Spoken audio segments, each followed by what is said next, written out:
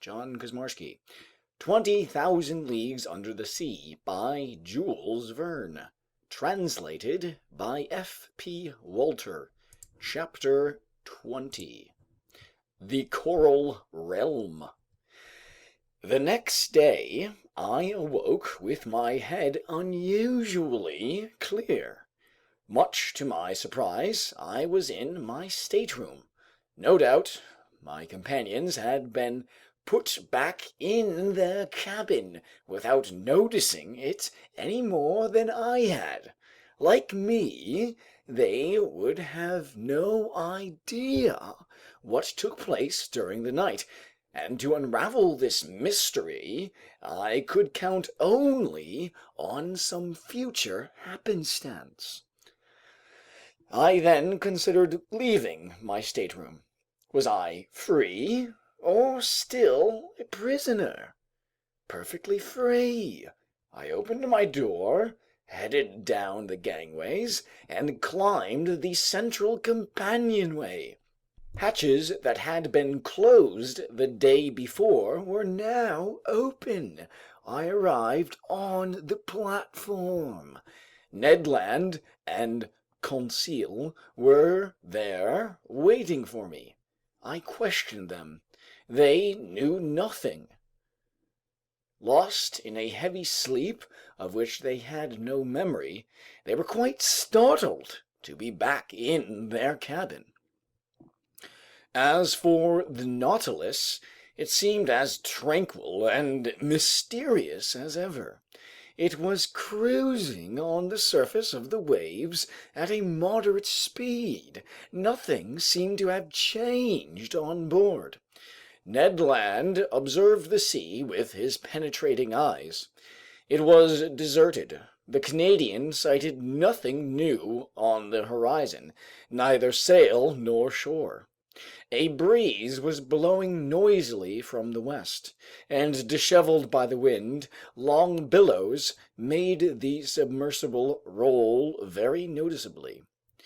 After renewing its air, the Nautilus stayed at an average depth of 15 meters, enabling it to return quickly to the surface of the waves. And contrary to custom, it executed such a maneuver several times during the day of January 19th. The chief officer would then climb into the platform, and his usual phrase would ring through the ship's interior. As for Captain Nemo, he didn't appear. Of the other men on board, I saw only my emotionless steward, who served me with his usual mute efficiency. Near 2 o'clock, I was busy organizing my notes in the lounge, when the captain opened the door and appeared. I bowed to him. He gave me an almost imperceptible bow in return, without saying a word to me. I resumed my work, hoping he might give me some explanation of the previous afternoon's events. He did nothing of the sort. I stared at him. His face looked exhausted. His reddened eyes hadn't been refreshed by sleep. His facial features expressed profound sadness, real chagrin. He walked up and down, sat and stood, picked up a book at random, discarded it immediately, consulted his instruments without taking his customary notes, and seemed unable to rest easy for an instant.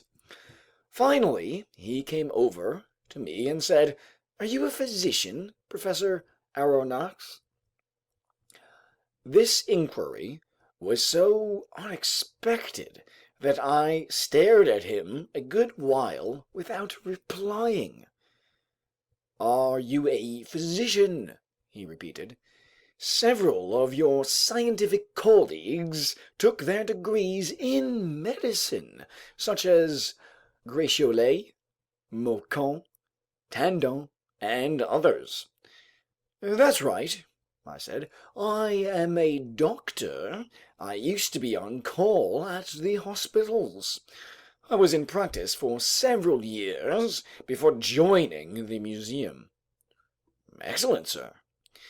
My reply obviously pleased Captain Nemo, but not knowing what he was driving at, I waited for further questions, ready to reply as circumstances dictated.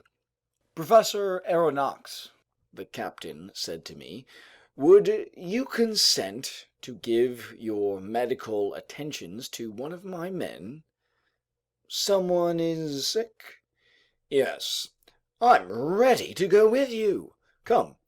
I admit that my heart was pounding, Lord knows why, but I saw a definite connection between his sick crewman and yesterday's happenings. And the mystery of those events concerned me at least as much as the man's sickness. Captain Nemo led me to the Nautilus's stern and invited me into a cabin located next to the sailors' quarters.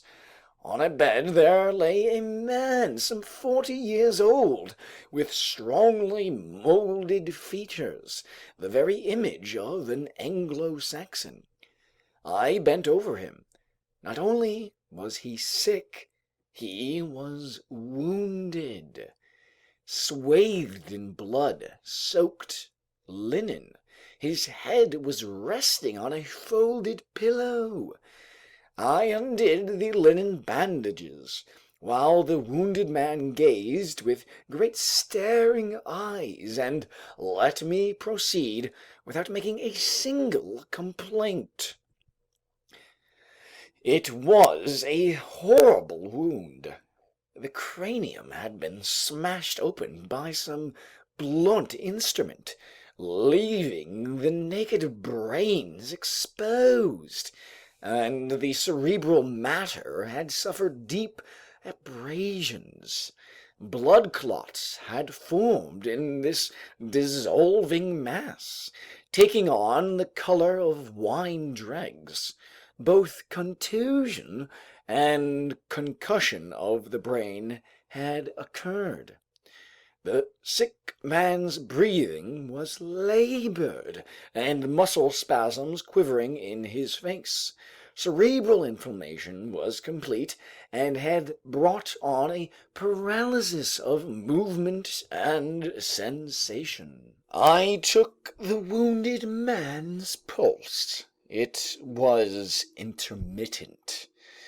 The body's extremities were already growing cold, and I saw that death was approaching without any possibility of my holding it in check. After dressing the poor man's wound, I redid the linen bandages around his head, and I turned to Captain Nemo.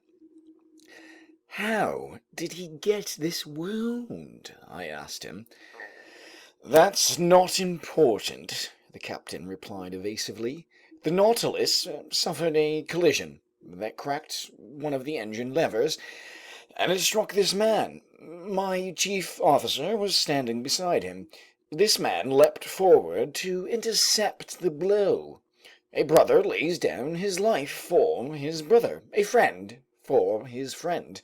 What could be simpler? That's the law for everyone on board the Nautilus. But what's your diagnosis of his condition?" I hesitated to speak my mind. "You may talk freely," the captain told me. "This man doesn't understand French." I took a last look at the wounded man, then I replied, "This man will be dead in 2 hours. Nothing can save him. Nothing." Captain Nemo clenched his fists, and tears slid from his eyes, which I had thought incapable of weeping. For a few moments I observed the dying man, whose life was ebbing little by little.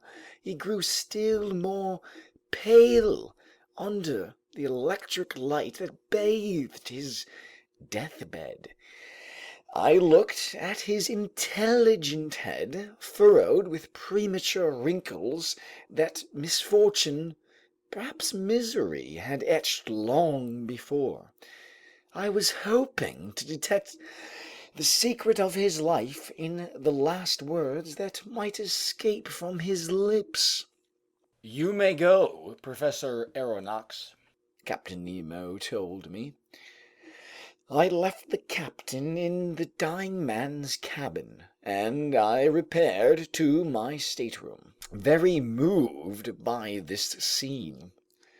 All day long I was aquiver with some gruesome forebodings. That night I slept poorly, and between my fitful dreams, I thought I heard a distant moaning like a funeral dirge. Was it a prayer for the dead, murmured in that language I couldn't understand? The next morning I climbed on deck. Captain Nemo was already there. As soon as he saw me, he came over. "Professor," he said to me, "would it be convenient for you to make an underwater excursion today?" "With my companions?" I asked. "If they're agreeable." "We're yours to command, Captain." "Then kindly put on your diving suits." As for the dead or dying man, he hadn't come into the picture. I rejoined Ned Land and Conseil. I informed them of Captain Nemo's proposition. Conseil was eager to accept, and this time the Canadian proved perfectly amenable to going with us. It was 8 o'clock in the morning. By 8:30, we were suited up for this new stroll and equipped with our two devices for lighting and breathing. The double door opened, and accompanied by Captain Nemo with a dozen crewmen following, we set foot on the firm sea floor where the Nautilus was resting, 10 meters down. A gentle slope gravitated to an uneven bottom whose depth was about 15 fathoms. This bottom was completely different from the one I had visited during my first excursion under the waters of the Pacific Ocean. Here I saw no fine-grained sand, no underwater prairies, not one open sea forest. I immediately recognized the wondrous region in which Captain Nemo did the honors that day. It was the coral realm. In the zoophyte branch, class Alcyonaria, one finds the order Gorgonaria, which contains three groups: sea fans, Isidian polyps, and coral polyps. It's in this last that precious coral belongs, an unusual substance that, at different times, has been classified in the mineral, vegetable, and animal kingdoms. Medicine to the ancients, jewelry to the moderns, it wasn't decisively placed in the animal kingdom until 1694 by Peyssonel of Marseille. A coral is a unit of tiny animals assembled over a polypary that's brittle and stony in nature. These polyps have a unique generating mechanism that reproduces them via the budding process, and they have an individual existence, while also participating in communal life. Hence, they embody a sort of natural socialism. I was familiar with the latest research on this bizarre zoophyte, which turns to stone after taking on a tree form. As some naturalists have very aptly observed, and nothing could have been more fascinating to me than to visit one of these petrified forests that nature has planted on the bottom of the sea. We turned on our Ruhmkorff devices and went along a coral shoal in the process of forming, which, given time, will someday close off this whole part of the Indian Ocean. Our path was bordered by hopelessly tangled bushes, formed from snarls of shrubs, all covered with little star-shaped, white-streaked flowers. Only, contrary to plants on shore, these tree forms become attached to rocks on the sea floor by heading from top to bottom. Our lights produced 1,000 delightful effects while playing over these brightly colored bows. I fancied I saw these cylindrical, membrane-filled tubes trembling beneath the water's undulations. I was tempted to gather their fresh petals, which were adorned with delicate tentacles, some newly in bloom, others barely opened, while nimble fish with fluttering fins brushed past them like flocks of birds. But if my hands came near the moving flowers of these sensitive, lively creatures, an alarm would instantly sound throughout the colony. The white petals retracted into their red sheaths. The flowers vanished before my eyes, and the bush changed into a chunk of stony nipples. Sheer chance had placed me in the presence of the most valuable specimens of this zoophyte.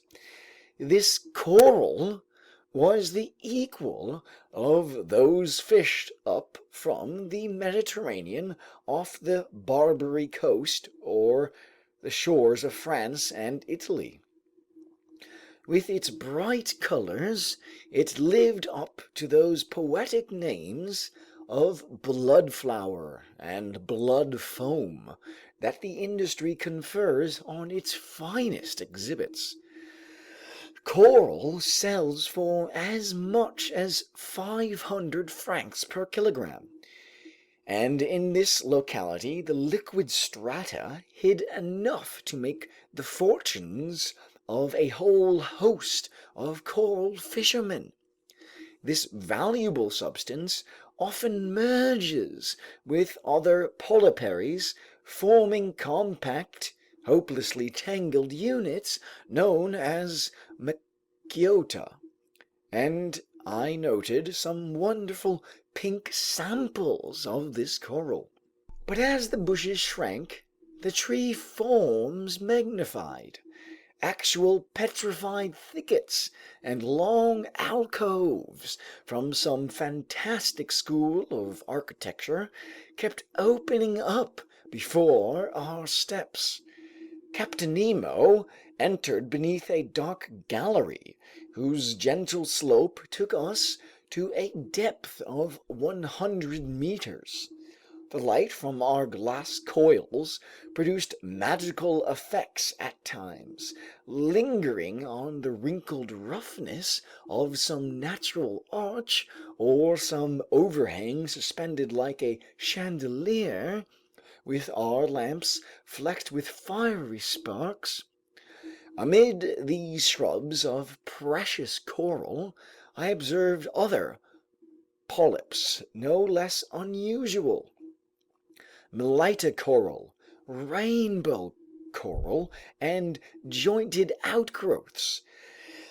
Then a few tufts of genus Corallina, some green and others red.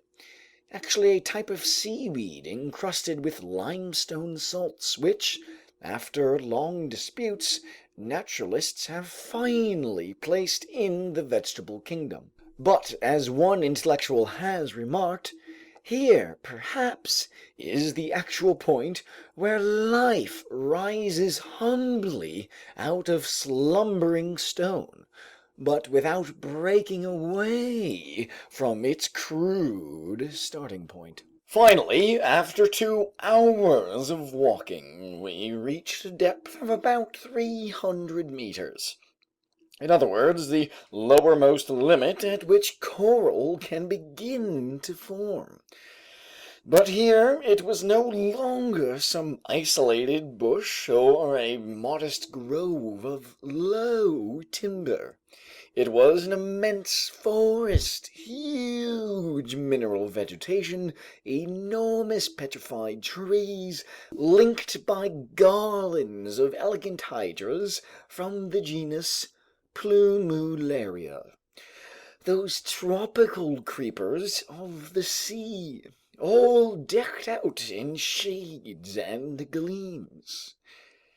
We passed freely under their lofty boughs, lost up in the shadows of the waves, while at our feet organ pipe coral, stony coral, star coral, fungus coral, and sea anemone from the genus Caryophylla formed a carpet of flowers all strewn with dazzling gems. What an indescribable sight! Oh, if only we could share our feelings! Why were we imprisoned behind these masks of metal and glass?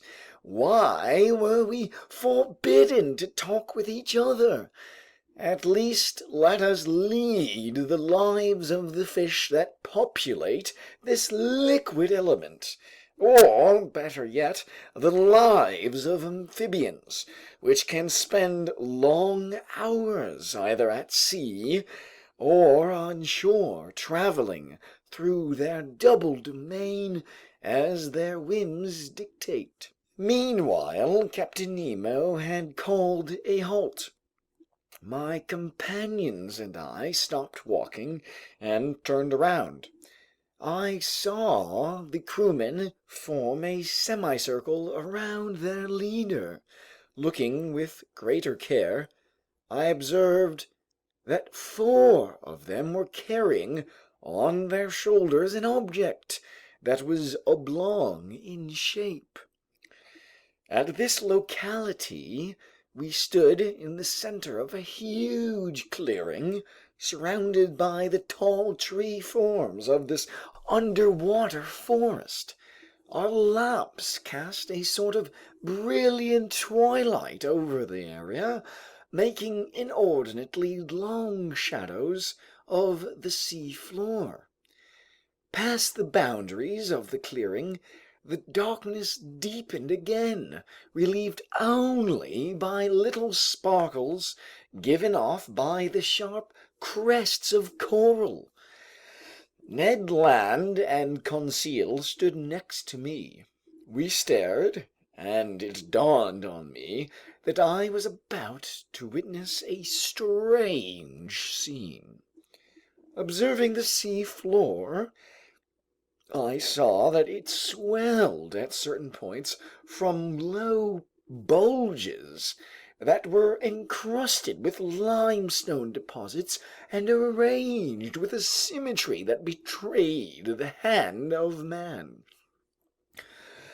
In the middle of the clearing, on a pedestal of roughly piled rocks, there stood a cross of coral, extending long arms you would have thought were made of petrified blood. At a signal from Captain Nemo, one of his men stepped forward and, a few feet from this cross, detached a mattock from his belt and began to dig a hole. I finally understood.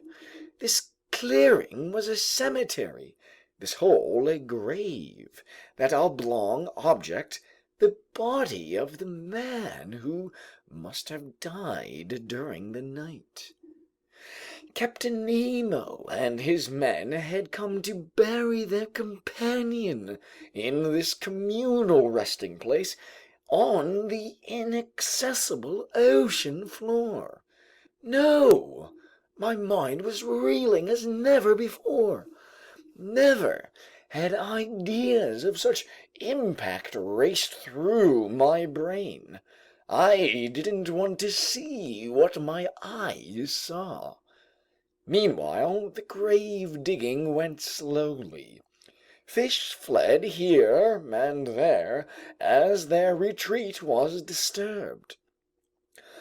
I heard the pick ringing on the limestone soil, its iron tip sometimes giving off sparks when it hit a stray piece of flint on the sea bottom. The hole grew longer, wider, and soon was deep enough to receive the body.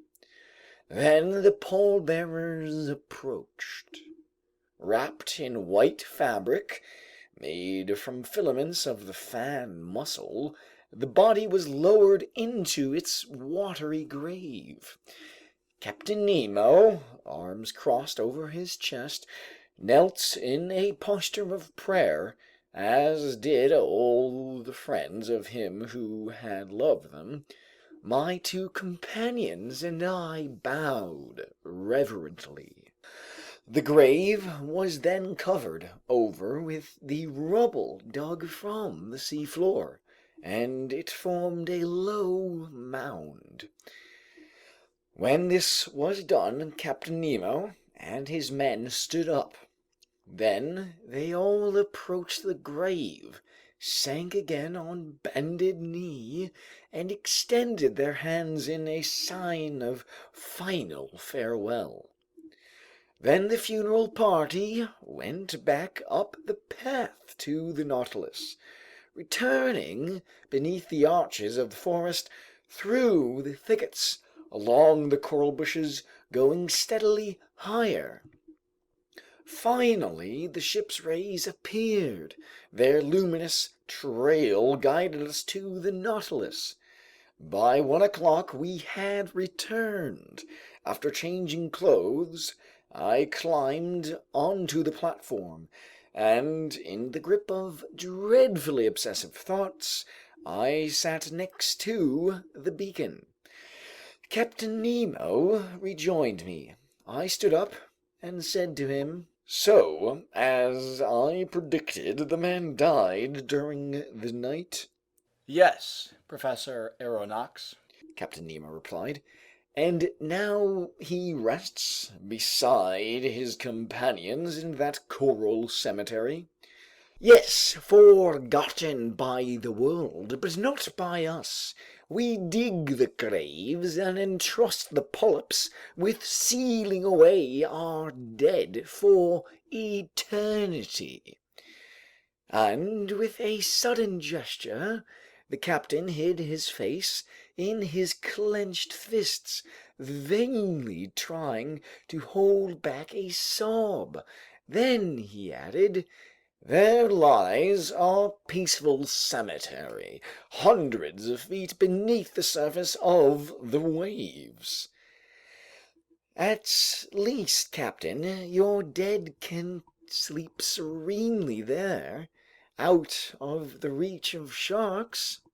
"Yes, sir," Captain Nemo replied solemnly, "of sharks and men." End of section 24. Recording by John Thomas Coos Kuzmorski. www.oneandthesamerecordings.com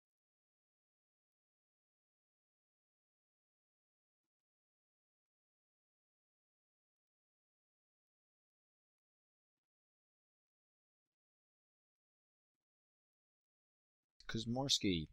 20,000 Leagues Under the Sea by Jules Verne. Translated by F.P. Walter. Chapter 25.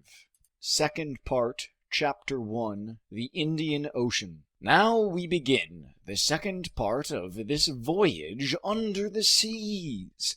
The first ended in that moving scene at the Coral Cemetery, which left a profound impression on my mind. And so Captain Nemo would live out his entire life in the heart of this immense sea, and even his grave lay ready in its impenetrable depths. There the last sleep of the Nautilus's occupants, friends bound together in death as in life, would be disturbed by no monster of the deep. No man either, the captain had added. Always that same fierce, implacable defiance of human society. As for me, I was no longer content with the hypotheses that satisfied Conseil. That fine lad persisted in seeing the Nautilus's commander as merely one of those unappreciated scientists who repay humanity's indifference with contempt. For Conseil, the captain was still a misunderstood genius who, tired of the world's deceptions, had been driven to take refuge in this inaccessible environment where he was free to follow his instincts. But to my mind, this hypothesis explained only one side of Captain Nemo. In fact, the mystery of that last afternoon, when we were locked in prison and put to sleep, the captain's violent precaution of snatching from my grasp a spyglass poised to scour the horizon, and the fatal wound given that man during some unexplained collision suffered by the Nautilus, all led me down a plain trail. No, Captain Nemo wasn't content simply to avoid humanity. His fearsome submersible served not only his quest for freedom, but also, perhaps, it was used in Lord knows what schemes of dreadful revenge. Right now, nothing is clear to me. I still glimpse only glimmers in the dark, and I must limit my pen, as it were, to taking dictation from events. But nothing binds us to Captain Nemo. He believes that escaping from the Nautilus is impossible. We are not even constrained by our word of honor. No promises fetter us. We're simply captives, prisoners, masquerading under the name guests for the sake of everyday courtesy. Even so, Ned Land hasn't given up all hope of recovering his freedom. He's sure to take advantage of the first chance that comes his way. No doubt I will do likewise. And yet I will feel some regret at making off with the Nautilus's secrets, so generously unveiled for us by Captain Nemo. Because, ultimately, should we detest or admire this man? Is he the persecutor or the persecuted? And in all honesty, before I leave him forever, I want to finish this underwater tour of the world, whose first stages have been so magnificent. I want to observe the full series of these wonders gathered under the seas of our globe. I want to see what no man has yet seen, even if I must pay for this insatiable curiosity with my life. What are my discoveries to date? Nothing, relatively speaking, since so far we've covered only 6,000 leagues across the Pacific. Nevertheless, I'm well aware that the Nautilus is drawing near to populated shores, and if some chance for salvation becomes available to us, it would be sheer cruelty to sacrifice my companions to my passion for the unknown. I must go with them, perhaps even guide them. But will this opportunity ever arise? The human, being robbed of his free will, craves such an opportunity, but the scientist, forever inquisitive, dreads it. That day, January 21st, 1868, the chief officer went at noon to take the sun's altitude.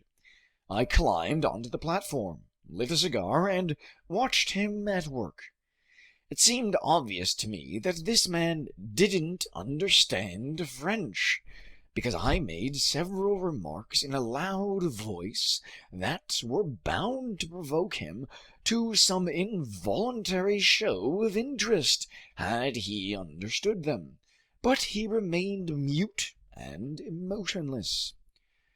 While he took his sights with his sextant, one of the Nautilus's sailors, that muscular man who had gone with us to Crespo Island during our first underwater excursion, came up to clean the glass panes of the beacon. I then examined the fittings of this mechanism, whose power was increased 100-fold by biconvex lenses that were designed like those in a lighthouse and kept its rays productively focused. This electric lamp was so constructed as to yield its maximum illuminating power. In essence, its light was generated in a vacuum, ensuring both its steadiness and intensity. Such a vacuum also reduced wear on the graphite points between which the luminous arc expanded. This was an important savings for Captain Nemo, who couldn't easily renew them. But under these conditions, wear and tear were almost non-existent. When the Nautilus was ready to resume its underwater travels, I went below again to the lounge. The hatches closed once more, and our course was set due west.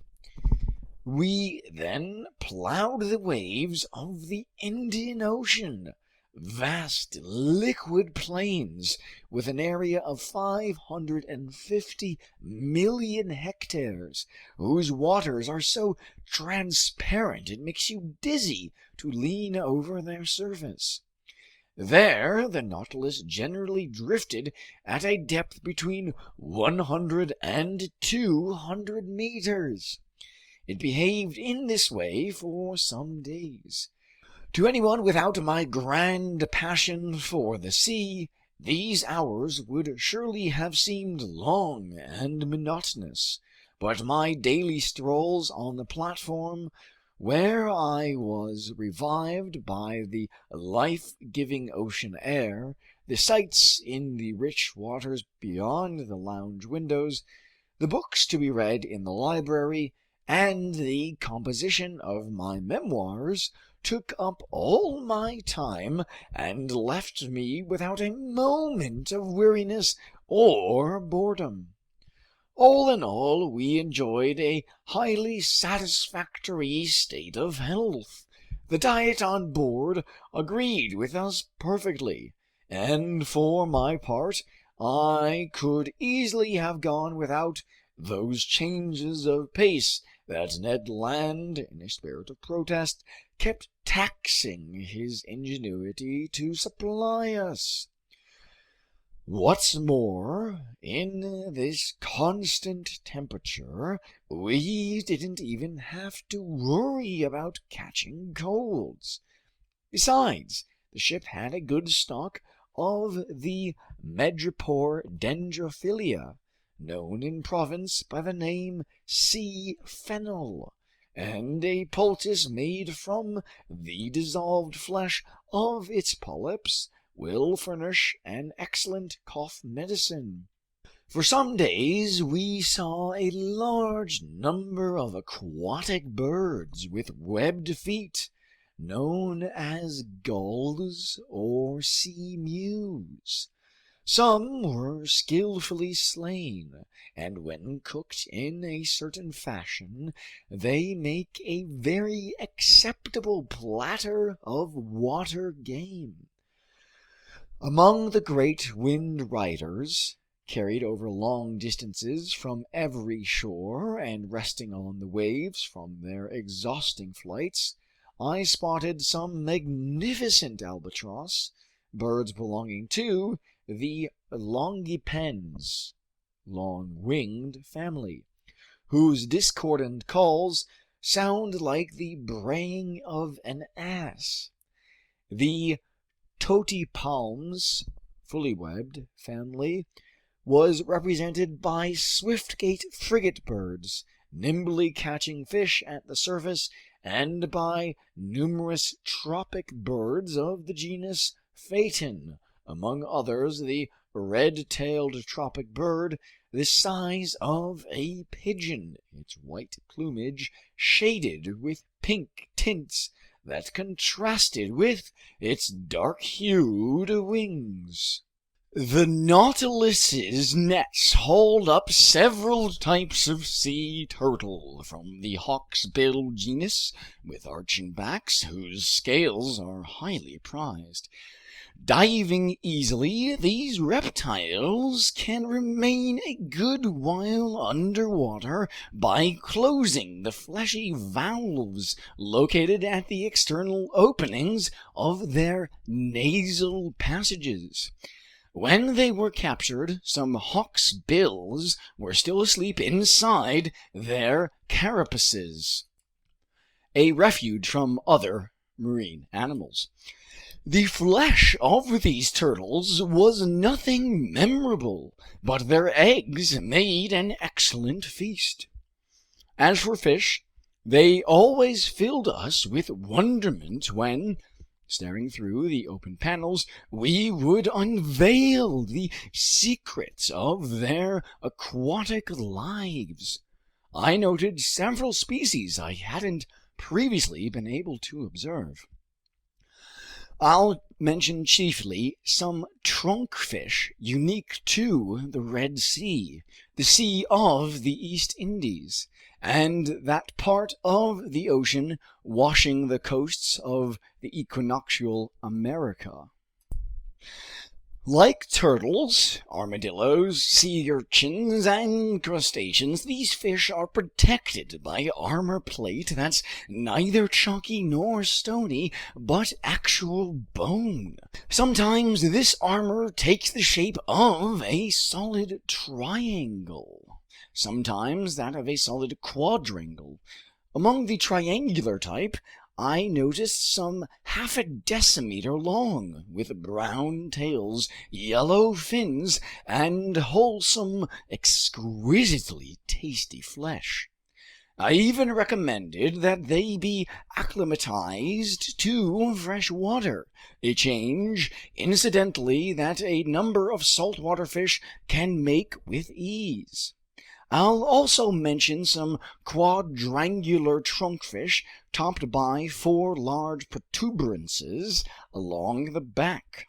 Trunkfish sprinkled with white spots on the underside of the body, which make good house pets like certain birds.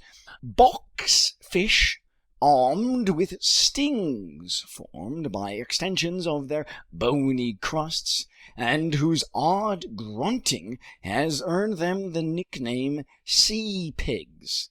Then some trunkfish known as dromedaries with tough, leathery flesh and big conical humps. From the daily notes kept by Mr. Conseil, I also retrieve certain fish from the genus Tetradon, unique to these seas. Southern puffers with red backs and white chests, distinguished by 3 lengthwise rows of filaments, and jugfish 7 inches long, decked out in the brightest colors. Then, as specimens of other genera, blowfish, they look like a pin-cushion bristling with needles. Seahorses, common to every ocean, flying dragonfish with long snouts and highly distended pectoral fins shaped like wings, which enable them, if not to fly, at least to spring into the air. Spatula-shaped paddlefish, whose tails are covered with many scaly rings. Snipefish with long jaws, excellent animals, 25 centimeters long and gleaming with the most cheerful colors. Bluish-gray dragonets with wrinkled heads, myriads of leaping blennies with unfurled sails, with black stripes and long pectoral fins, gliding over the surface of the water with prodigious speed. Delicious sailfish that can hoist their fins in a favorable current like so many unfurled sails. Splendid nursery fish, on which nature has lavished yellow, azure, silver, and gold. Yellow mackerel with wings made of filaments. Bullheads forever spattered with mud, which make a distinct hissing sounds. Sea robins whose livers are thought to be poisonous. Ladyfish that can flutter their eyelids. Finally, archerfish with long, tubular snouts, real ocean-going fly-catchers armed with a rifle unforeseen by either Remington or Chasepot. It slays insects by shooting them with a small drop of water. From the 89th fish genus in Lacepede system of classification, belonging to his second subclass of bony fish, characterized by gill covers and a bronchial membrane, I noted some scorpion fish whose heads are adorned with stings and which have only one dorsal fin.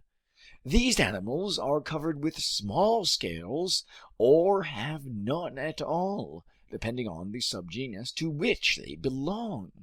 The second subgenus gave us some didactylus specimens 3 to 4 decimeters long, streaked with yellow, their heads having a phantasmagoric appearance.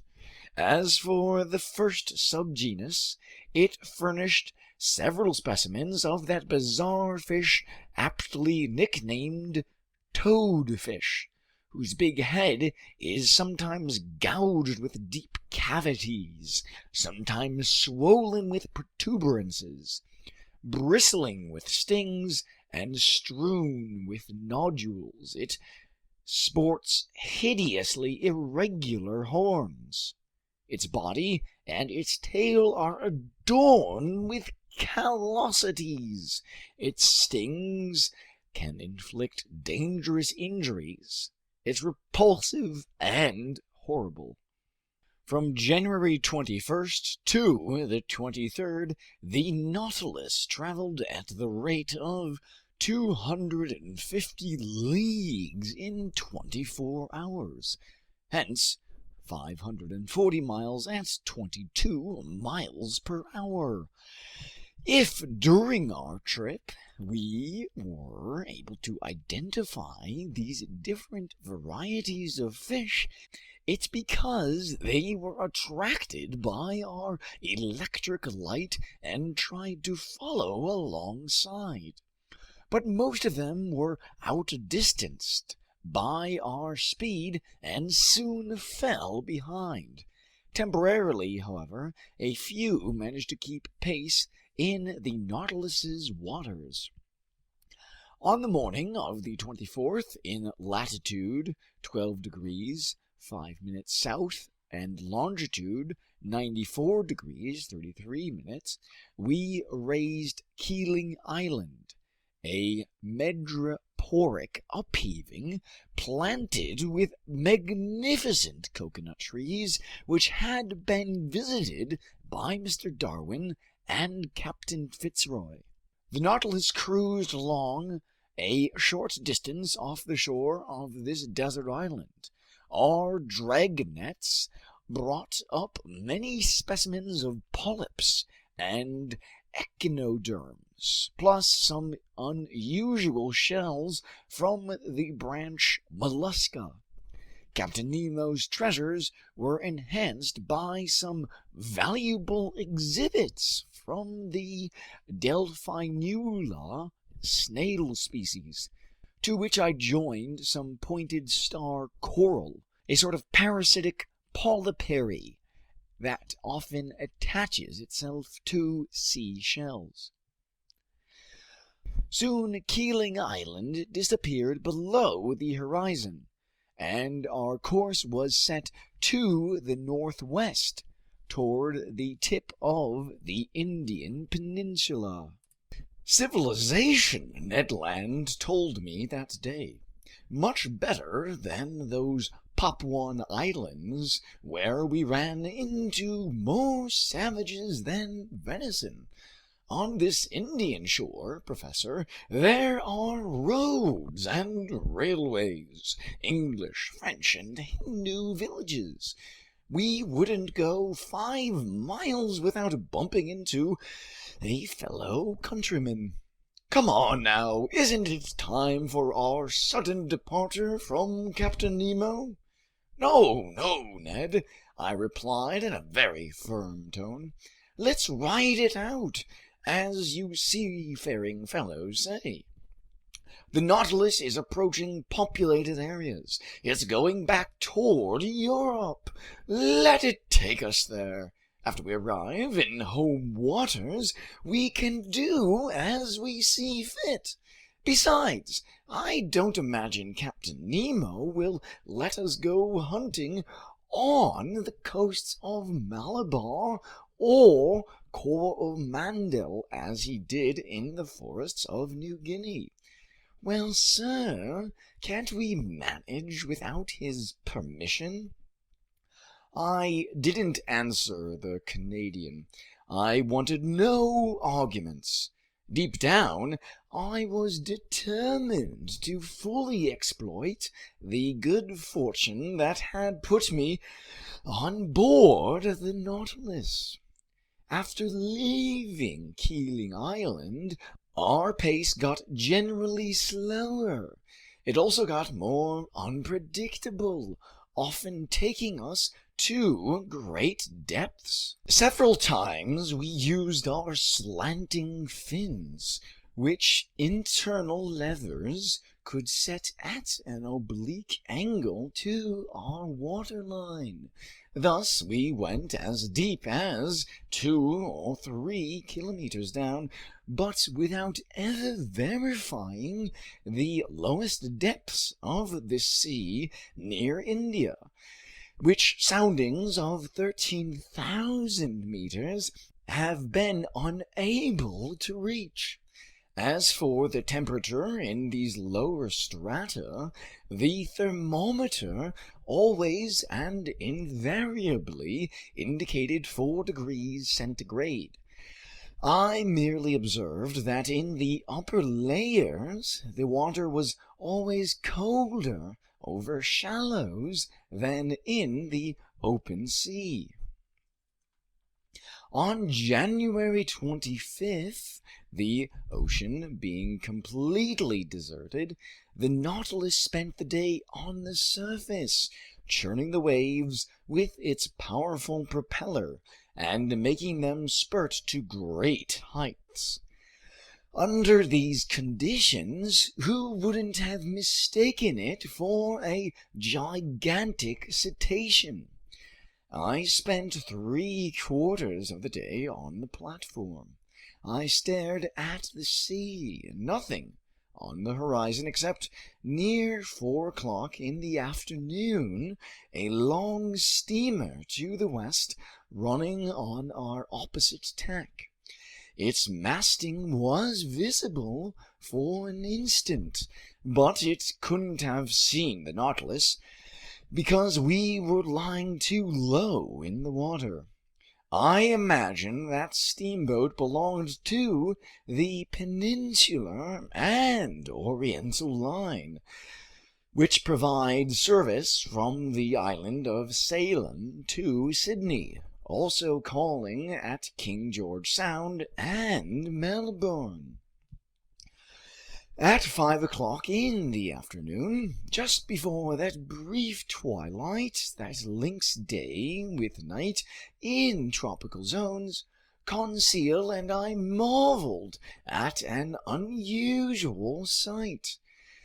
It was a delightful animal whose discovery, according to the ancients, is a sign of good luck. Aristotle, Athenaeus, Pliny, and Oppian studied its habits and lavished on its behalf all the scientific poetry of Greece and Italy.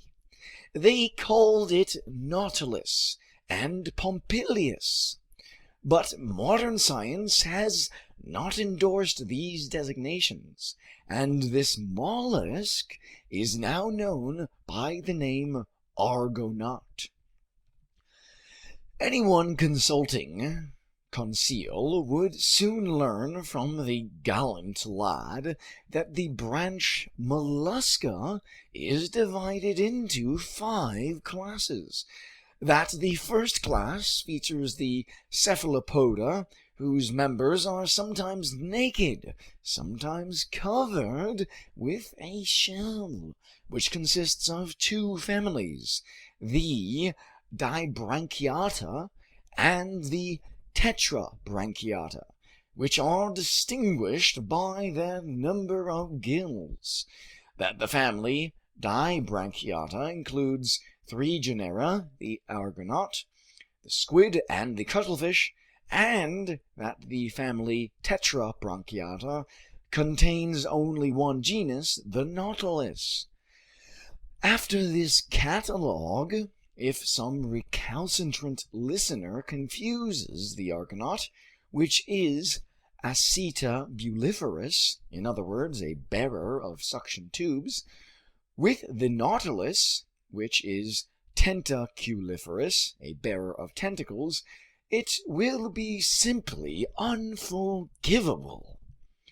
Now, it was a school of argonauts then voyaging on the surface of the ocean.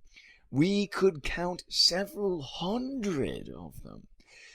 They belonged to that species of argonaut covered with protuberances and exclusive to the seas near India.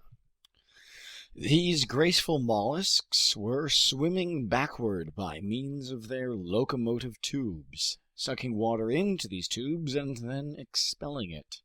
6 of their 8 tentacles were long, thin, and floated on the water, while the other 2 were rounded into palms and spread to the wind like light sails. I could see perfectly their undulating, spiral-shaped shells, which Cuvier aptly compared to an elegant cockle boat. It's an actual boat indeed. It transports the animal that secretes it without the animal sticking to it. The argonaut is free to leave its shell, I told Conseil, but it never does. Not unlike Captain Nemo, Conseil replied sagely, which is why he should have christened his ship the Argonaut. For about an hour the Nautilus cruised in the midst of this school of mollusks. Then, Lord knows why, they were gripped with a sudden fear. As if at a signal, every sail was abruptly lowered. Arms folded, bodies contracted, shells turned over by changing their center of gravity, and the whole flotilla disappeared under the waves. It was instantaneous, and no squadron of ships ever maneuvered with greater togetherness.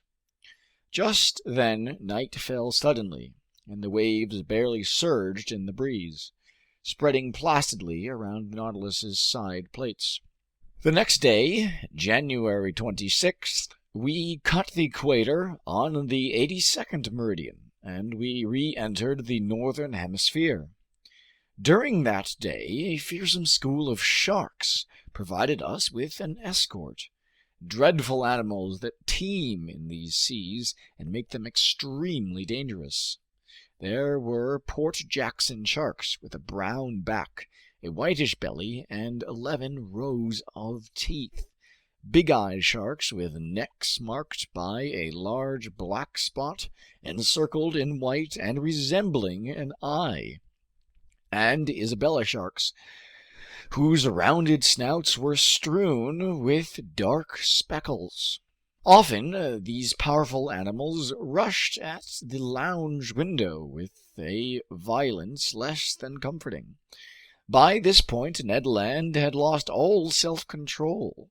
He wanted to rise to the surface of the waves and harpoon the monsters, especially certain smooth-hound sharks whose mouths were paved with teeth arranged like a mosaic, and some big 5-meter tiger sharks that insisted on personally provoking him.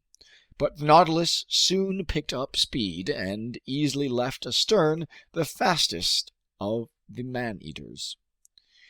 On January 27th, at the entrance to the huge Bay of Bengal, we repeatedly encountered a gruesome sight. Human corpses floating on the surface of the waves, carried by the Ganges to the high seas. These were deceased Indian villagers who hadn't been fully devoured by vultures, the only morticians in these parts. But there was no shortage of sharks to assist them with their undertaking chores. Near 7 o'clock in the evening, the Nautilus lay half submerged, navigating in the midst of milky white waves, as far as the eye could see. The ocean seemed lactified. Was it an effect of the moon's rays? No, because the new moon was barely 2 days old, and was still lost below the horizon in the sun's rays. The entire sky, although lit up by stellar radiation, seemed pitch black in comparison with the whiteness of these waters. Conseil couldn't believe his eyes, and he questioned me about the causes of this odd phenomenon. Luckily, I was in a position to answer him. "That's called a milk sea," I told him, "a vast expanse of white waves often seen along the coasts of Amboina and in these waterways." "But," Conseil asked, "could master tell me the cause of this effect? Because I presume this water hasn't really changed into milk." "No, my boy, and this whiteness that amazes you is merely due to the presence of myriads of tiny creatures called infusoria, a sort of diminutive glowworm that's colorless and gelatinous in appearance, as thick as a strand of hair, and no longer than 1/5 of a millimeter. Some of these tiny creatures stick together over an area of several leagues." "Several leagues!" Conseil exclaimed. "Yes, my boy, and don't even try to compute the number of these infusoria. You won't pull it off, because if I'm not mistaken, certain navigators have cruised through milk seas for more than 40 miles. I'm not sure that Conseil heeded my recommendation, because he seemed to be deep in thought, no doubt trying to calculate how many 1/5 of a millimeter are found in 40 square miles. As for me, I continued to observe this phenomenon. For several hours, the Nautilus's spur sliced through these whitish waves, and I watched it glide noiselessly over this soapy water, as if it were cruising through those foaming eddies that a bay's currents and countercurrents sometimes leave between each other. Near midnight, the sea suddenly resumed its usual hue, but behind us, all the way to the horizon, the skies kept mirroring the whiteness of those waves, and for a good while seemed imbued with the hazy glow of an aurora borealis. End of section 25. Recording by John Thomas Kuzmarski. www.validateyourlife.com.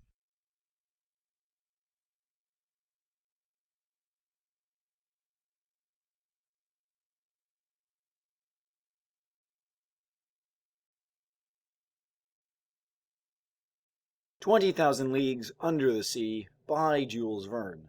Translated by F.P. Walter. Chapter 2. A New Proposition from Captain Nemo. On January 28th, in latitude 9 degrees 4 minutes north, when the Nautilus returned at noon to the surface of the sea, it lay in sight of land some 8 miles to the west. Right off, I observed a cluster of mountains about 2,000 feet high, whose shapes were very whimsically sculpted. After our position fix, I re-entered the lounge, and when our bearings were reported on the chart, I saw that we were off the island of Ceylon, that pearl dangling from the lower lobe of the Indian peninsula.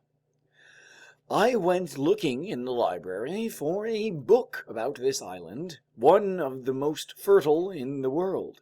Sure enough, I found a volume entitled Ceylon and the Singhalese by H.C. Sir, Esq, re-entering the lounge. I first noted the bearings of Ceylon, on which antiquity lavished so many different names. It was located between latitude 5 degrees 55 minutes and 9 degrees 49 minutes north, and between longitude 79 degrees 42 minutes and 82 degrees 4 minutes east of the meridian of Greenwich. Its length is 275 miles, its maximum width 150 miles, its circumference 900 miles, its surface area 24,448 square miles. In other words, a little smaller than that of Ireland. Just then, Captain Nemo and his chief officer appeared. The captain glanced at the chart. Then, turning to me, "The island of Ceylon," he said, "is famous for its pearl fisheries. Would you be interested, Professor Aronnax, in visiting one of those fisheries?" "Certainly, Captain." "Fine. It's easily done. Only when we see the fisheries, we'll see no fishermen. The annual harvest hasn't yet begun. No matter. I'll give orders to make for the Gulf of Mannar, and we'll arrive there late tonight." The captain said a few words to his chief officer, who went out immediately. Soon the Nautilus re-entered its liquid element, and the pressure gauge indicated that it was staying at a depth of 30 feet. With the chart under my eyes, I looked for the Gulf of Mannar. I found it by the 9th parallel off the northwestern shores of Ceylon. It was formed by the long curve of Little Mannar Island, To reach it, we had to go all the way up Ceylon's west coast. Professor, Captain Nemo then told me, there are pearl fisheries in the Bay of Bengal, the seas of the East Indies, the seas of China and Japan, plus those seas south of the United States, the Gulf of Panama, and the Gulf of California. But it's off Ceylon that such fishing reaps its richest rewards. No doubt we'll be arriving a little early. Fishermen gather in the Gulf of Mannar only during the month of March, and for 30 days some 300 boats concentrate on the lucrative harvest of these treasures from the sea. Each boat is manned by 10 oarsmen and 10 fishermen. The latter divide into 2 groups, dive in rotation, and descend to a depth of 12 meters with the help of a heavy stone clutched between their feet and attached by a rope to their boat. You mean, I said, that such primitive methods are still all that they use? All, Captain Nemo answered me, although these fisheries belong to the most industrialized people in the world, the English, to whom the Treaty of Amiens granted them in 1802. It strikes me that diving suits like yours could perform yeoman service in such work. Yes, since those poor fishermen can't stay long underwater. On his voyage to Ceylon, the Englishman Percival made much of a Kaffir who stayed under 5 minutes without coming up to the surface. But I find that hard to believe. I know that some divers can last up to 57 seconds, and highly skillful ones to 87. But such men are rare, and when the poor fellows climb back on board, the water coming out of their noses and ears is tinted with blood. I believe the average time underwater that these fishermen can tolerate is 30 seconds, during which they hastily stuff their little nets with all the pearl oysters they can tear loose. But these fishermen generally don't live to advanced age. Their vision weakens, ulcers break out on their eyes, sores form on their bodies, and some are even stricken with apoplexy on the ocean floor. Yes, I said, it's a sad occupation, and one that exists only to gratify the whims of fashion.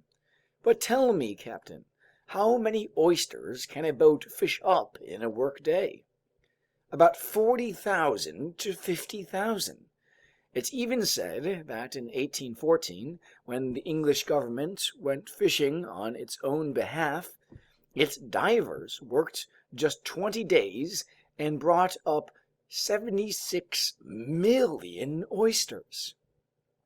At least, I asked, the fishermen are well paid, aren't they? Hardly, Professor. In Panama, they make just $1 per week. In most places, they earn only a penny for each oyster that has a pearl, and they bring up so many that have none. Only 1 penny to those poor people who make their employers rich. That's atrocious. On that note, Professor, Captain Nemo told me, you and your companions will visit the Mannar oyster bank, and if by chance some eager fisherman arrives early, well, we can watch him at work. That suits me, Captain. By the way, Professor Aronnax, you aren't afraid of sharks, are you? Sharks? I exclaimed. This struck me as a pretty needless question, to say the least. Well, Captain Nemo went on, I admit, Captain, I'm not yet on very familiar terms with that genus of fish. We're used to them, the rest of us. Captain Nemo answered, "and in time you will be too. Anyhow, we'll be armed, and on our way we might hunt a man-eater or two. It's a fascinating sport. So, Professor, I'll see you tomorrow bright and early." This said in a carefree tone, Captain Nemo left the lounge. If you're invited to hunt bears in the Swiss mountains, you might say, "Oh good, I get to go bear hunting tomorrow." If you're invited to hunt lions on the Atlas Plains or tigers in the jungles of India, you might say, "Ha! Now's my chance to hunt lions and tigers." But if you're invited to hunt sharks in their native element, you might want to think it over before accepting. As for me, I passed a hand over my brow, where beads of cold sweat were busy forming. "Let's think this over," I said to myself, "and let's take our time. Hunting otters in underwater forests, as we did in the forests of Crespo Island, is an acceptable activity. But to roam the bottom of the sea when you're almost certain to meet man-eaters in the neighborhood, that's another story. I know that in certain countries, particularly the Andaman Islands, Negroes don't hesitate to attack sharks, dagger in one hand and noose in the other. But I also know that many who face those fearsome animals don't come back alive. Besides, I'm not a Negro, and even if I were a Negro in this instance, I don't think a little hesitation on my part would be out of place." And there I was, fantasizing about sharks, envisioning huge jaws armed with multiple rows of teeth and capable of cutting a man in half. I could already feel a definite pain around my pelvic girdle, and how I resented the offhand manner in which the captain had extended his deplorable invitation. You would have thought it was an issue of going into the woods on some harmless fox hunt. "Thank heavens," I said to myself, "Conseil will never want to come along, and that'll be my excuse for not going with the captain." As for Ned Land, I admit I felt less confident of his wisdom. Danger, however great, held a perennial attraction for his aggressive nature. I went back to reading Sirr's book, but I leafed through it mechanically. Between the lines, I kept seeing fearsome, wide-open jaws. Just then, Conseil and the Canadian entered with a calm, even gleeful air. Little did they know what was waiting for them.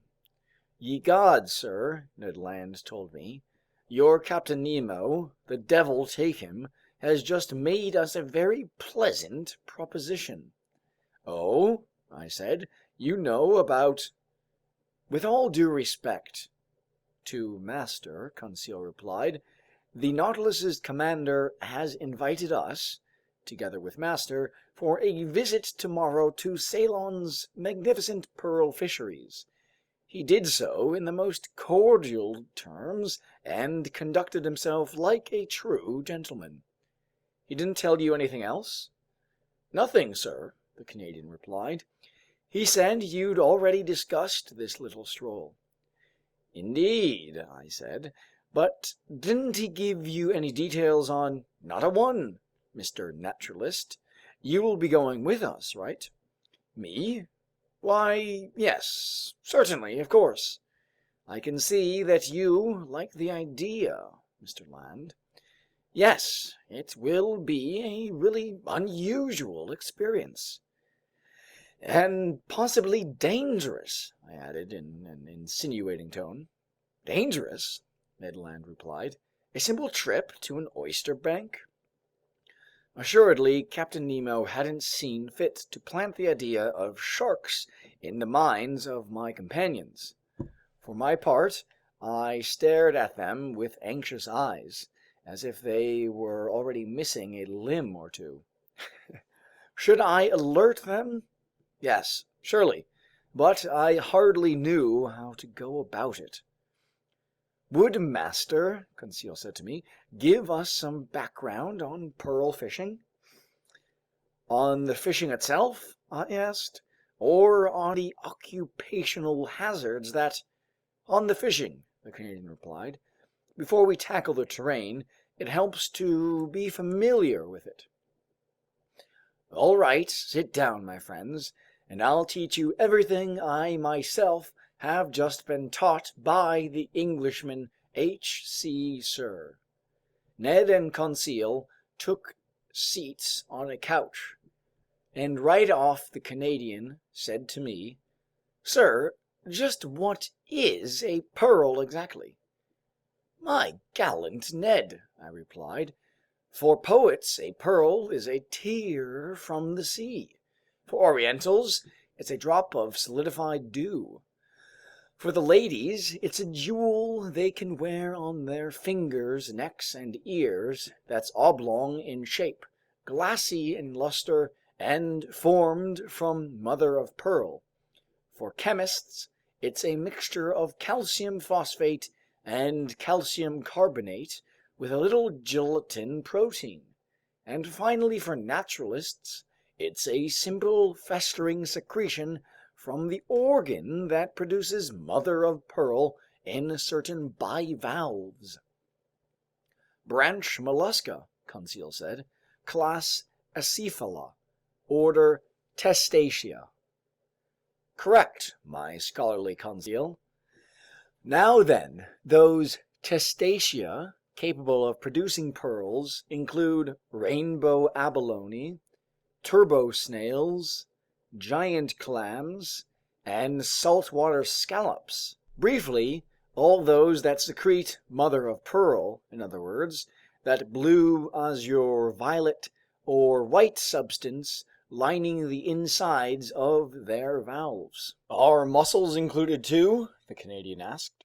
"Yes, the mussels of certain streams in Scotland, Wales, Ireland, Saxony, Bohemia, and France." "Good," the Canadian replied. "From now on, we'll pay closer attention to 'em. But," I went on, "for secreting pearls, the ideal mollusk is the pearl oyster Meleagrina margaritifera, that valuable shellfish. Pearls result simply from mother of pearl solidifying into a globular shape. Either they stick to the oyster shell, or they become embedded in the creature's folds. On the valves, a pearl sticks fast. On the flesh, it lies loose. But its nucleus is always some small, hard object, say a sterile egg or a grain of sand, around which the mother of pearl is deposited in thin, concentric layers over several years in succession." "Can one find several pearls in the same oyster?" Conseil asked. "Yes, my boy, there are some shellfish that turn into real jewel coffers. They even mention one oyster, about which I remain dubious, that supposedly contained at least 150 sharks." "150 sharks!" Ned Land yelped. "Did I say sharks?" I exclaimed hastily. "I meant 150 pearls. Sharks wouldn't make sense." "Indeed," Conseil said. "But will master now tell us how one goes about extracting these pearls?" "One proceeds in several ways, and often when pearls stick to the valves, fishermen even pull them loose with pliers. But usually the shellfish are spread out on mats made from the esparto grass that covers the beaches. Thus they die in the open air, and by the end of 10 days they've rotted sufficiently. Next, they're immersed in huge tanks of salt water. Then they're opened up and washed. At this point, the sorters begin their twofold task. First, they remove the layers of mother of pearl, which are known in the industry by the names legitimate silver, bastard white, or bastard black, and these are shipped out in cases weighing 125 to 150 kilograms. Then they remove the oyster's meaty tissue, boil it, and finally strain it in order to extract even the smallest pearls. Do the prices of these pearls differ depending on their size? Conseil asked. Not only their size, I replied, but also according to their shape, their water, in other words, their color, and their orient. In other words, that dappled, shimmering glow that makes them so delightful to the eye. The finest pearls are called virgin pearls or paragons. They form in isolation within the mollusk's tissue. They're white, often opaque, but sometimes of opalescent transparency, and usually spherical or pear-shaped. The spherical ones are made into bracelets, the pear-shaped ones into earrings, and since they're the most valuable, they're priced individually. The other pearls that stick to the oyster shells are more erratically shaped and are priced by weight. Finally, classed in the lowest order, the smallest pearls are known by the name seed pearls. They're priced by the measuring cup and are used mainly in the creation of embroidery for church vestments. But it must be a long, hard job sorting out these pearls by size, the Canadian said. No, my friend, that task is performed with 11 strainers or sieves that are received with different numbers of holes. Those pearls staying in the strainers with 20 to 80 holes are in the first order. Those not slipping through the sieves pierced with 100 to 800 holes are in the second order. Finally, those pearls for which one uses strainers pierced with 900 to 1000 holes make up the seed pearls. How ingenious, Conseil said, to reduce dividing and classifying pearls to a mechanical operation. And could master tell us the profits brought in by harvesting these banks of pearl oysters? According to Sir's book, I replied, these Ceylon fisheries are farmed annually for a total profit of 3 million man-eaters. Francs, Conseil rebuked. Yes, francs. 3 million francs, I went on. But I don't think these fisheries bring in the returns they once did. Similarly, the Central American fisheries used to make an annual profit of 4 million francs during the reign of King Charles V, but now they bring in only 2/3 of that amount. All in all, it's estimated that 9 million francs is the current yearly return for the whole pearl harvesting industry. But, Conseil asked, haven't certain famous pearls been quoted at extremely high prices? Yes, my boy. They say Julius Caesar gave Servilia a pearl worth 120,000 francs in our currency. I've even heard stories, the Canadian said, about some lady in ancient times who drank pearls in vinegar. Cleopatra, Conseil shot back. It must have tasted pretty bad, Ned Land added. Abominable, Ned, my friend, Conseil replied. But when a little glass of vinegar is worth 1,500,000 francs, its taste is a small price to pay. I'm sorry I didn't marry the gal, the Canadian said, throwing up his hands with an air of discouragement. Ned Land married to Cleopatra? Conseil exclaimed. But I was all set to tie the knot, Conseil, the Canadian replied in all seriousness. And it wasn't my fault the whole business fell through. I even bought a pearl necklace for my fiancée, Kate Tender, but she married somebody else instead. Well, that necklace cost me only $1.50. But you can absolutely trust me on this, Professor. Its pearls were so big they wouldn't have gone through that strainer with 20 holes.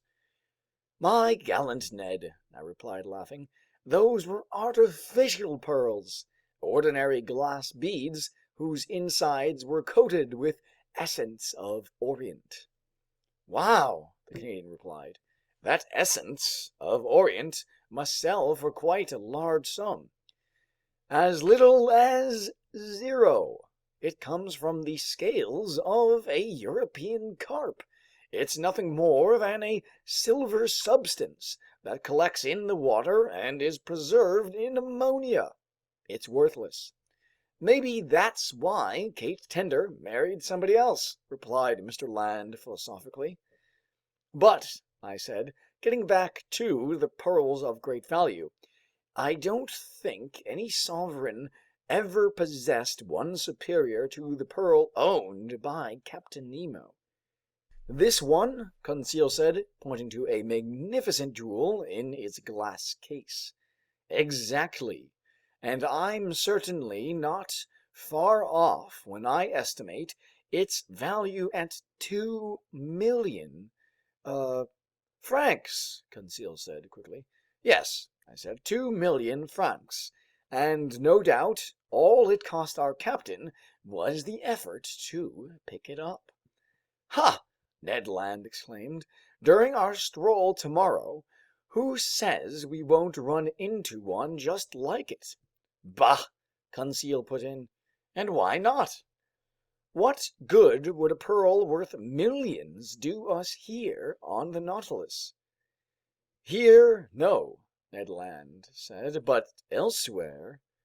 Oh, elsewhere, Conseil put in, shaking his head. In fact, I said, Mr. Land is right. And if we ever brought back to Europe or America a pearl worth millions, it would make the story of our adventures more authentic and much more rewarding. That's how I see it, the Canadian said. But, said Conseil, who perpetually returned to the didactic side of things, is this pearl fishing ever dangerous? No, I replied quickly, especially if one takes certain precautions. What risks would you run in a job like that? Ned Land said, swallowing a few gulps of salt water. Whatever you say, Ned. Then, trying to imitate Captain Nemo's carefree tone, I asked, by the way, gallant Ned, are you afraid of sharks? Me? The Canadian replied. I'm a professional harpooner. It's my job to make a mockery of them. It isn't an issue, I said, of fishing for them with a swivel hook, hoisting them onto the deck of a ship, chopping off the tail with the sweep of an axe, opening the belly, ripping out the heart, and tossing it into the sea. So it's an issue of... Yes, precisely. In the water? In the water. Gods, just give me a harpoon! You see, sir, these sharks are badly designed. They have to roll their bellies over to snap you up. And in the meantime, Ned Land had a way of pronouncing the word snap that sent chills down the spine. Well, how about you, Conseil? What are your feelings about these man-eaters? Me? Conseil said. I'm afraid I must be frank with master. Good for you, I thought. If master faces these sharks, Conseil said. I think his loyal manservant should face them with him. End of section 26. Recording by John Thomas Kuzmarski. www.validateyourlife.com.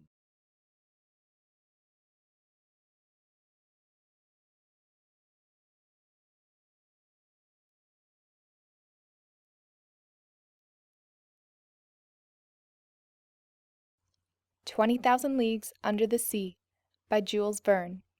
Translated by F.P. Walter. A pearl worth 10 million. Night fell. I went to bed. I slept pretty poorly.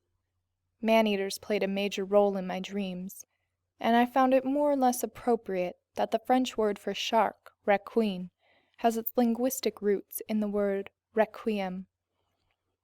The next day, at 4 o'clock in the morning, I was awakened by the steward whom Captain Nemo had placed expressly at my service. I got up quickly, dressed, and went into the lounge. Captain Nemo was waiting for me. "Professor Aronnax," he said to me, "are you ready to start?" "I'm ready. Kindly follow me." "What about my companions, Captain?" "They've been alerted and are waiting for us." "Aren't we going to put on our diving suits?" I asked. "Not yet. I haven't let the Nautilus pull too near the coast, and we're fairly well out from Mannar Oysterbank.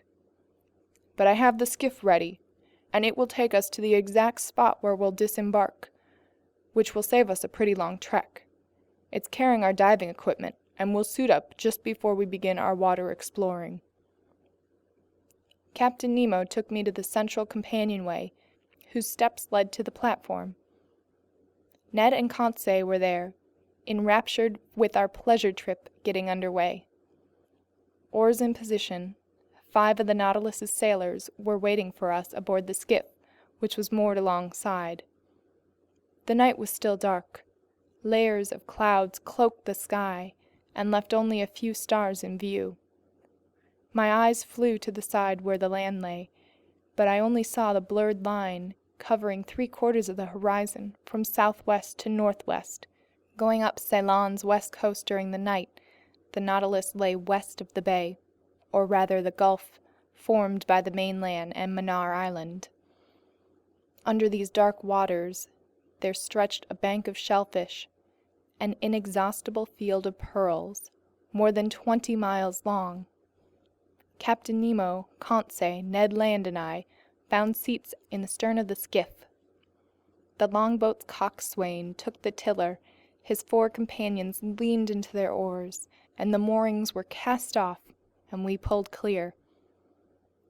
The skiff headed southward. The oarsmen took their time. I watched their strokes vigorously catch the water, and they always waited 10 seconds before rowing again, following the practice used in most navies. While the longboat coasted, drops of liquid flicked from the oars and hit the dark troughs of the waves, pitter-pattering like splashes of molten lead.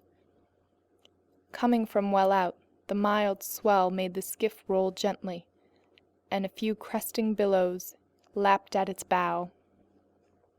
We were silent. What was Captain Nemo thinking? Perhaps that this approaching the shore was too close for comfort, contrary to the Canadian's view, in which it still seemed too far away. As for Conseil, he had come along out of simple curiosity.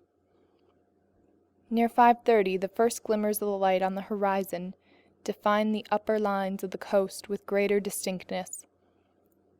Fairly flat to the east, it swelled a little towards the south. 5 miles still separated it from us. Its beach merged with the misty waters. Between us and the shore, the sea was deserted. Not a boat, not a diver. Profound solitude reigned over this gathering place of pearl fishermen. As Captain Nemo had commented, we are arriving in these waterways a month too soon. At 6 o'clock the day broke suddenly.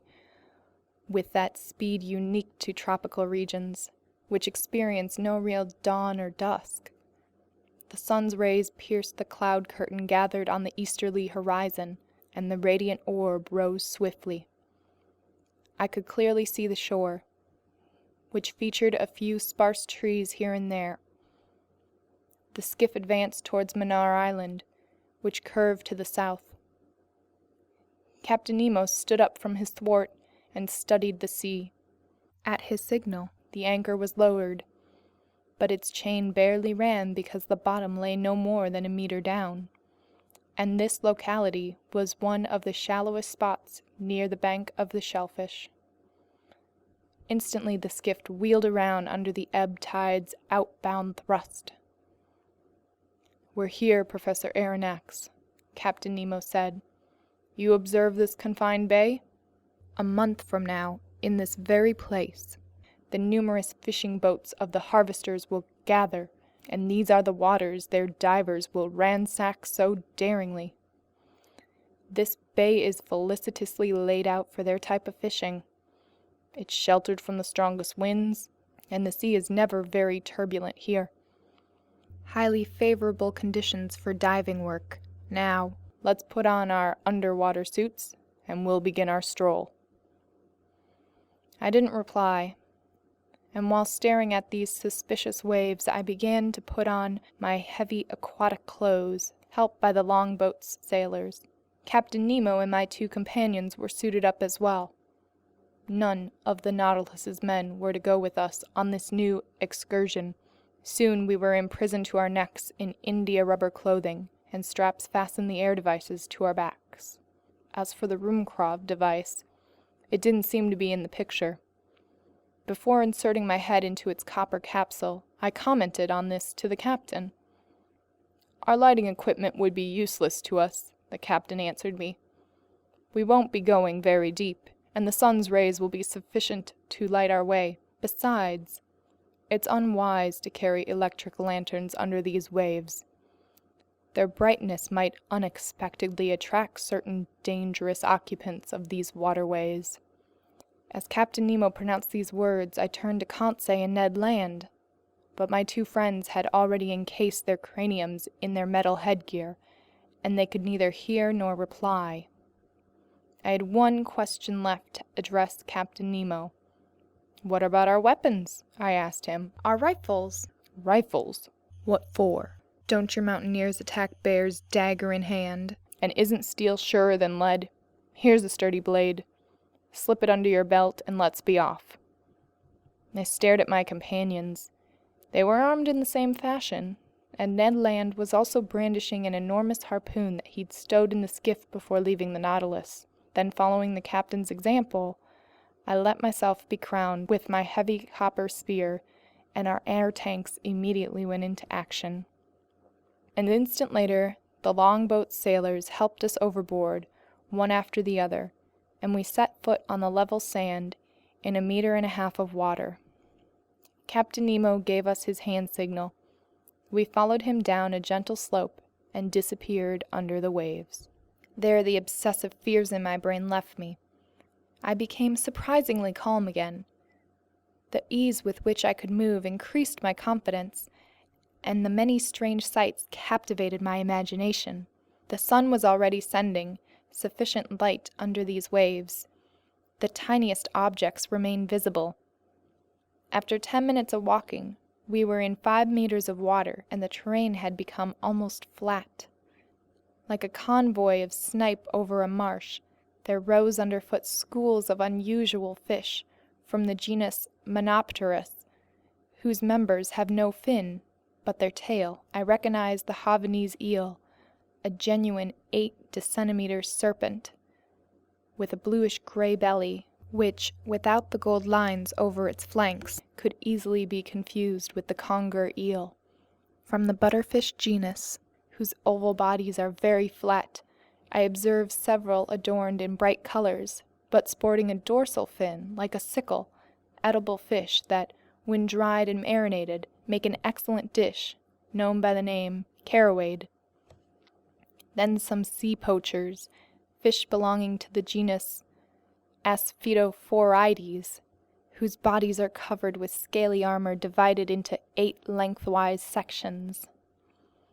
Meanwhile, as the sun got progressively higher, it lit up the watery mass more and more. The seafloor changed little by little. Its fine-grained sand was followed by a genuine causeway of smooth crags, covered by carpet of mollusks and zoophytes. Among other specimens in these 2 branches, I noted some window-pane oysters, with thin valves of unequal size, the type of ostracod unique to the Red Sea and Indian Ocean, then orange-hued lucina, with circular shells, all shaped auger shells, some of the Persian murex snails that subside the Nautilus with such wonderful dyes, spiky periwinkles 15 centimeters long that rose under the waves like hands ready to grab you, turban snails with shells made of horn and bristling all over with spikes, lamp shells, edible duck clams that feed the Hindu marketplace, subtly luminous jellyfish of the species Pelagia panopraea, and finally some wonderful Oculina flabelliforma, magnificent sea fans that fashion one of the most luxuriant tree forms in the ocean. In the midst of this moving vegetation, under arbors of water plants, there raced legions of clumsy articulates, in particular some fanged frog crabs, whose carapaces forms slightly rounded triangle, robber crabs exclusive to these waterways, and horrible parthenope crabs, whose appearance was repulsive to the eye. One animal no less hideous, which I encountered several times, was the enormous crab that Mr. Darwin had observed, to which nature had given the instinct and requisite strength to eat coconuts. It scrambles up trees on the beach, and sends the coconuts tumbling. They fracture in their fall, and are opened by its powerful pincers. Here, under these clear waves, this crab raced around with matchless agility, while green turtles from the species frequenting the Malabar coast moved sluggishly among the crumbling rocks. Near 7 o'clock we finally surveyed the bank of shellfish, where pearl oysters reproduce by the millions. These valuable mollusks stick to the rocks, where they're strongly attached with a mass of brown filaments that forbids their moving about. In this respect, oysters are inferior to even mollusks, to whom nature has not denied all talent for locomotion. The shellfish Meleagrina, that womb for pearls, whose valves are nearly equal in size, has a shape of a round shell with thick walls and very rough exterior. Some of the shells were furrowed with flaky, greenish bands that radiated down from the top. These were the young oysters. The others had rugged black surfaces, measured up to 15 centimeters in width, and were 10 or more years old. Captain Nemo pointed to this prodigious heap of shellfish, and I saw these mines were genuinely inexhaustible, since nature's creative powers are greater than man's destructive instincts. True to those instincts, Ned Land greedily stuffed the finest of these mollusks into a net he'd carried at his side. But we couldn't stop. We had to follow the captain, who led down trails seemingly known only to him. The seafloor rose noticeably, and when I lifted my arms, sometimes they would pass above the surface of the sea. Then the level of the oyster bank would lower unpredictably. Often, we went around tall, pointed rocks rising like pyramids. In their dark crevices hung crustaceans, aiming their long legs like heavy artillery, watched us with unblinking eyes, while underfoot there crept millipedes, bloodworms, acreoworms, and annelid worms, whose antennae and tubular tentacles were incredibly long. Just then, a huge cave opened up in our path, hollowed from a picturesque pile of rocks, whose smooth heights were completely hung with underwater flora. At first, this cave looked pitch black to me. Inside, the sun's rays seemed to diminish by degrees. Their hazy transparency was nothing more than a drowned light. Captain Nemo went in. We followed him. My eyes grew accustomed to this comparative gloom. I distinguished the unpredictably contoured springlings of a vault, supported by natural pillars firmly based on a granite foundation, like the weighty columns of Tuscan architecture. Why had our incomprehensible guide taken us into the depths of this underwater crypt? I would soon find out. After going down a fairly steep slope, our feet trod the floor of a sort of circular pit. There Captain Nemo stopped, and his hand indicated an object I had not yet noticed. It was an oyster of extraordinary dimensions, a titanic giant clam, a holy water font that could have held the whole lake, a basin more than 2 meters wide, hence even bigger than the one adorning the Nautilus's lounge. I approached this phenomenal mollusk. Its massive filaments attached it to a table of granite, and there it grew by itself in the midst of the cave's calm waters. I estimated the weight of this giant clam at 300 kilograms. Hence, such an oyster held 15 kilos of meat, and you need the stomach of King Gargantua to eat a couple dozen. Captain Nemo was obviously familiar with this bivalve's existence. This wasn't the first time he'd paid a visit to it, and I thought his sole reason for leading us to this locality was to show us a natural curiosity. I was mistaken. Captain Nemo had an explicit personal interest in checking on the current condition of this giant clam. The mollusk's 2 valves were partly open. The captain approached it and stuck his dagger vertically between the shells to discourage any ideas of closing up. Then with his hands he raised the fringed, membrane-filled tunic that made up the animal's mantle. There, between the leaf-like folds, I saw a loose pearl as big as a coconut, its globular shape, perfect clarity, and a wonderful orient made it a jewel of incalculable value. Carried away by curiosity, I stretched out my hand to take it, weigh it, fondle it, but the captain stopped me, signaled no, removed his dagger in one swift motion, and let the 2 valves snap shut. I then understood Captain Nemo's intent. By leaving the pearl buried beneath the giant clam's mantle, he had allowed it to grow imperceptibly. With each passing year, the mollusk's secretions added new concentric layers. The captain alone was familiar with the cave where this wonderful fruit of nature was ripening. He alone reared it, so to speak, in order to transfer it one day to his dearly beloved museum. Perhaps, following the examples of oyster farms in China and India, he had even predetermined the creation of this pearl, by sticking under the mollusk's fold some piece of glass or metal that was gradually covered with mother of pearl. In any case, comparing this pearl to others I already knew about, and to those shimmering in the captain's collection, I estimated that it was worth at least 10 million francs. It was a superb natural curiosity, rather than a luxurious piece of jewelry, because I don't know any female ear that could handle it. Our visit to this opulent giant clam came to an end. Captain Nemo left the cave, and we climbed back up the bank of shellfish in the midst of these clear waters, not yet disturbed by divers at work. We walked by ourselves, genuine loiterers, stopping or straying as our fancy dictated.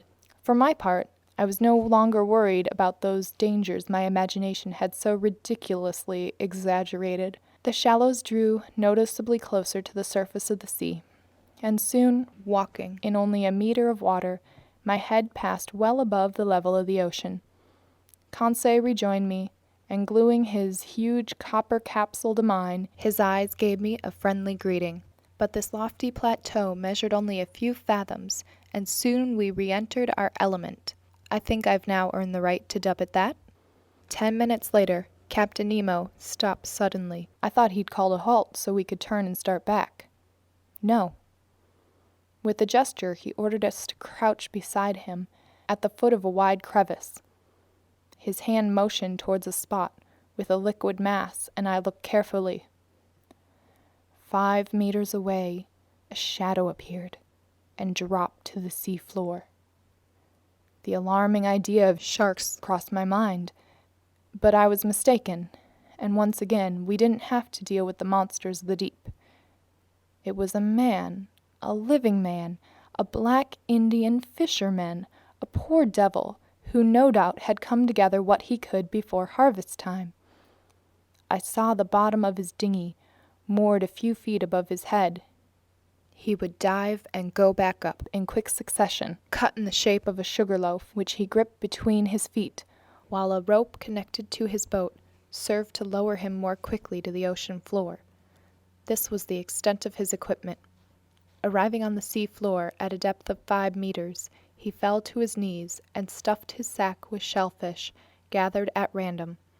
Then he went back, emptied his sack, pulled up his stone, and started all over again, the whole process lasting only 30 seconds.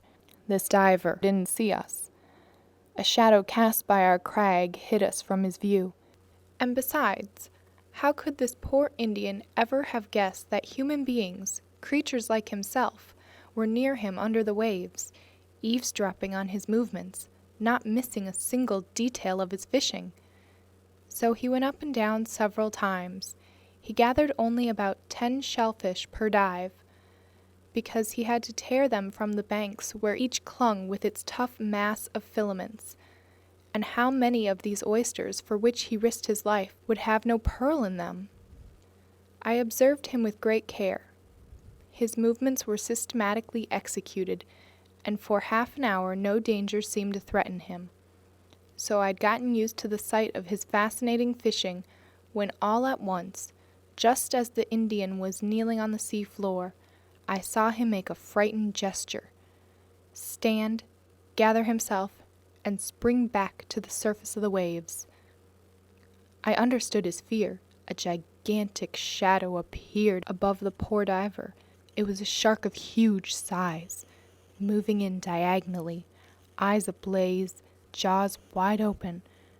I was speechless with horror, unable to make a single movement. With one vigorous stroke of its fin, the voracious animal shot towards the Indian, who jumped aside and avoided the shark's bite, but not the thrashing of its tail, because that tail struck him across the chest and stretched him out on the sea floor. This scene lasted barely a few seconds. The shark returned, rolled over on its back, and was ready to cut the Indian in half when Captain Nemo, who was stationed beside me, suddenly stood up. Then he strode right toward the monster, dagger in hand, ready to fight it at close quarters. Just as it was about to snap up the poor fisherman, the man-eater saw its new adversary, repositioned itself on its belly, and headed swiftly toward him. I can see Captain Nemo's bearing to this day.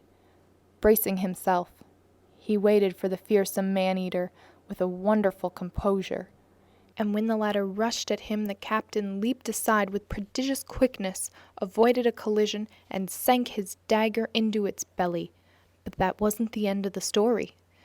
A dreadful battle was joined. The shark bellowed, so to speak. Blood was pouring into the waves from its wounds.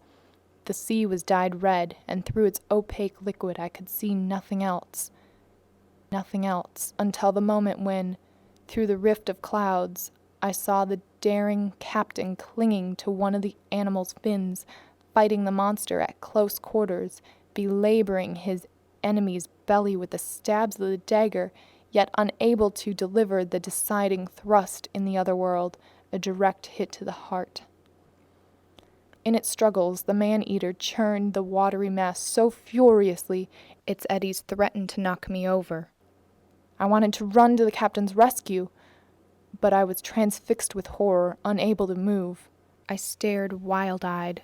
I saw the fight enter a new phase. The captain fell to the sea floor, toppled by the enormous mass weighing him down. Then the shark's jaws opened astoundingly wide, like a pair of industrial shears.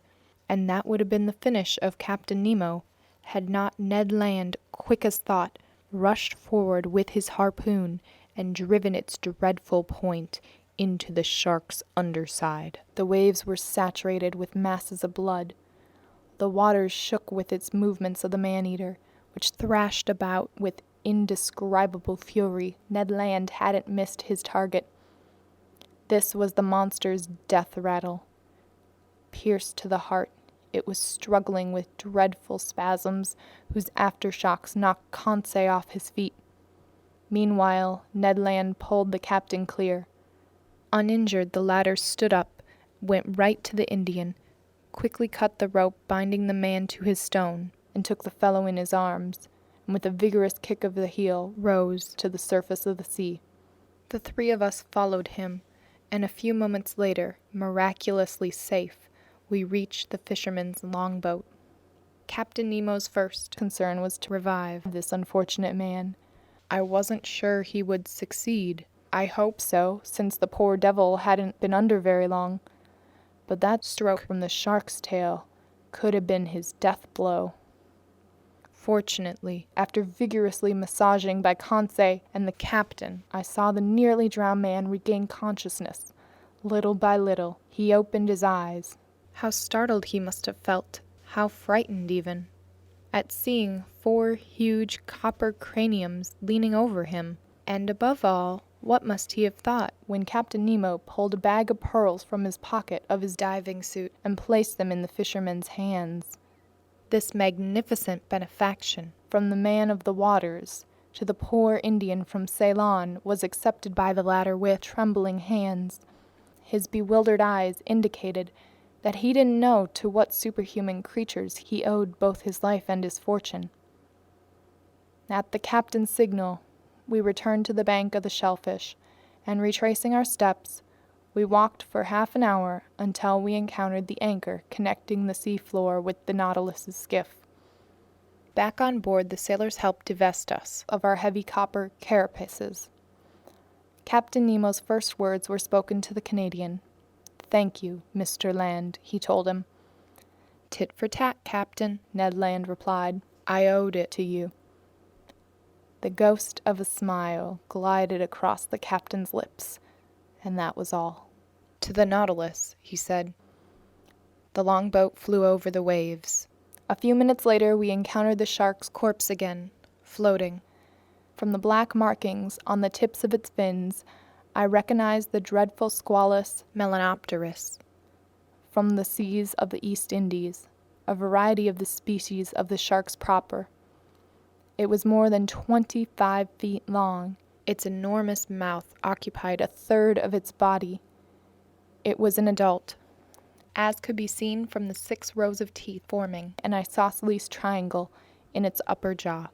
Conseil looked at it with purely scientific fascination, and I'm sure he placed it, not without good reason, in the class of the cartilaginous fish, order Chondropterygia, with fixed gills, family Selachia, genus Squalus. And while I was contemplating this inert mass, suddenly a dozen of these voracious Menoptera appeared around our longboat, but paying no attention to us, they pounced on the corpse and quarreled over every scrap of it. By 8:30 we were back aboard the Nautilus. There, I fell to thinking about the incidents that marked our excursion over the Mannar oysterbank. 2 impressions inevitably stood out. One concerned Captain Nemo's matchless bravery, the other the devotion to a human being, a representative of that race from which he had fled beneath the seas. In spite of everything, this strange man hadn't yet succeeded in completely stifling his heart. When I shared these impressions with him, he answered me in a tone touched with emotion. "That Indian, Professor, lives in the land of the oppressed, and I am to this day, and will be until my last breath, a native of that same land." End of chapter 27. Recording by ReadWriteLib.